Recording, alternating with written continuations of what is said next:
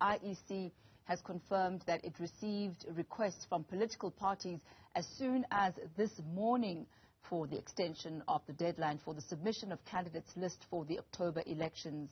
Now, the Commission was briefing the media on its report for the submission. Our reporter Mbali Tetane is following that story, and she joins us live. Mbali, as we touch base with you, we've just seen the conclusion of the IEC media briefing.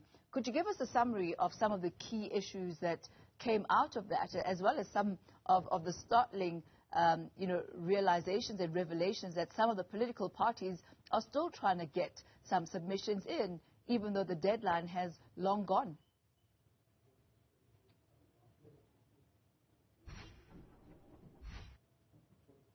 Well, that's right, Tammy. Of course, we do know that the IEC had that mammoth task of ensuring that all political parties will indeed meet their deadline. We know that that deadline was yesterday, initially at 5 o'clock, but it was then moved to 9 o'clock. And we've heard from the Commission saying that they've seen a number of requests from various political parties asking for an extension, but they could only accommodate those political parties for at least 4 more hours.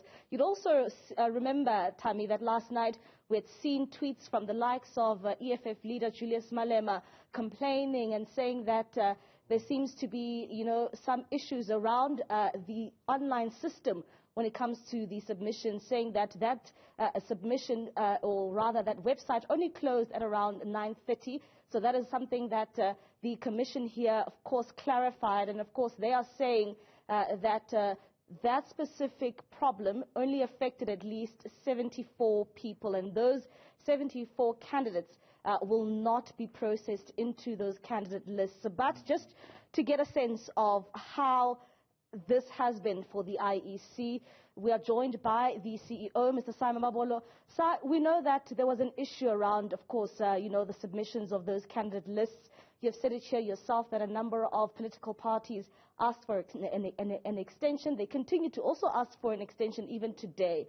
How chaotic has this been for the IEC to trying to ensure that they are able to capture all of those candidate lists by 9 o'clock yesterday? Well, everybody has been under tremendous pressure. That is not lost on the Commission. Parties have had little opportunity to prepare the candidates in terms of their internal selection procedures.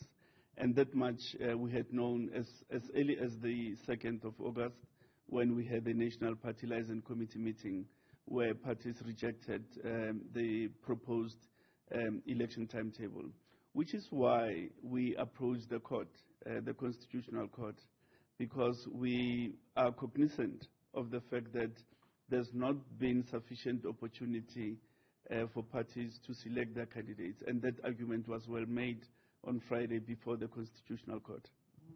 We've also seen, Sai, the likes of EFF leader Julius Malema complaining about, the submissions yesterday.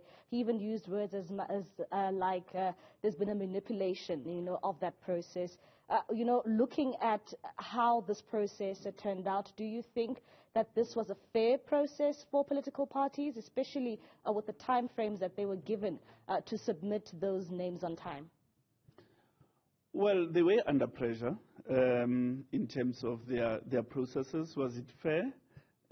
Possibly not, because they did indicate that because of the disaster regulations, they've not had enough time to do their selection process.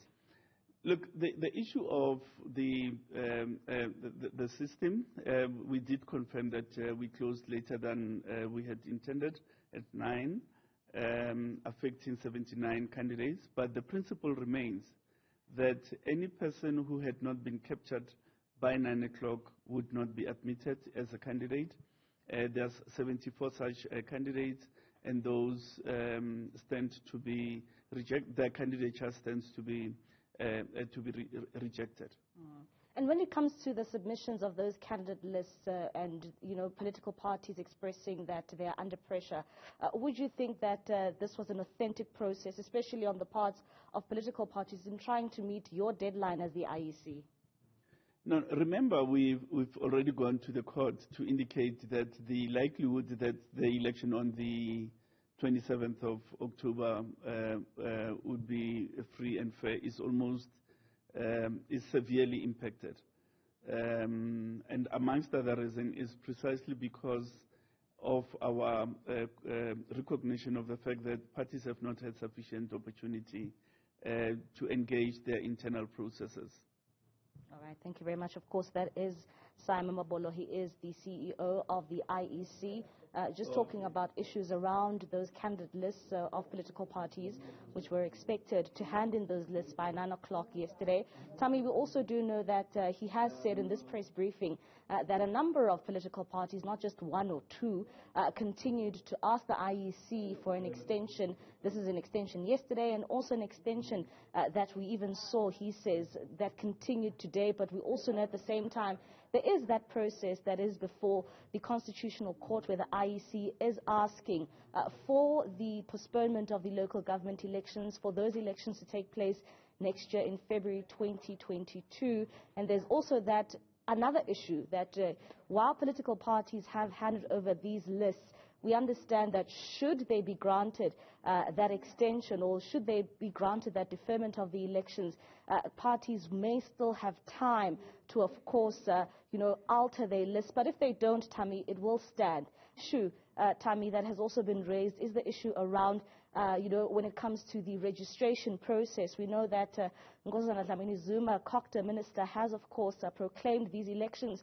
So the IEC says as it prepares for the October 27 polls, it cannot hold another voter registration before those elections. Mbali Titani, thank you very much for that update regarding the local government elections and when exactly they will be. But it is really all systems go.